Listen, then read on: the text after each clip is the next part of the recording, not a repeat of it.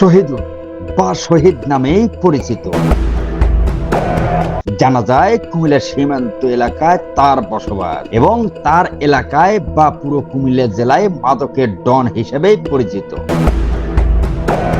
একাধিক সূত্রে জানা যায় তার শুধু মাদক সাপ্লাই করার জন্যই 8 থেকে 10 জন কর্মচারী এবং খুচরো বিক্রেতাও 8 থেকে 10 জন।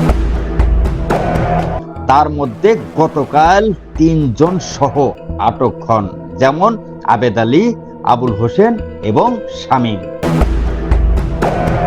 একাধিক সূত্রে জানা যায় কুমিল্লা সদর উপজেলা অরণ্যপুর এলাকায় জুড়ে শহীদের মাদকের বিস্তার ছড়িয়ে আছে। তবে তার নামে একাধিক মামলা থাকলেও এবং ডাকাতি মামলা থাকলেও তাকে এখন পর্যন্ত পুলিশ আটক করতে পারছে না।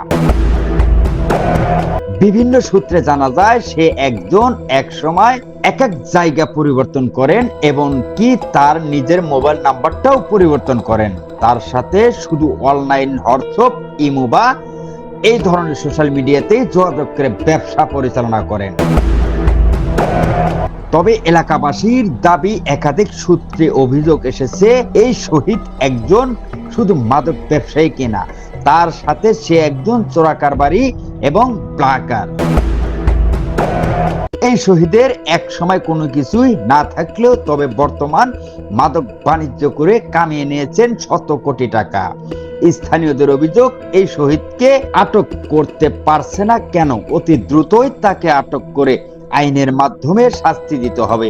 আগামী ভবিষ্যৎ যেন আর এই ধরনের অপকর্ম না করতে পারে, সেই জন্য সাধারণ জনগণ সতর্ক থাকতে হবে।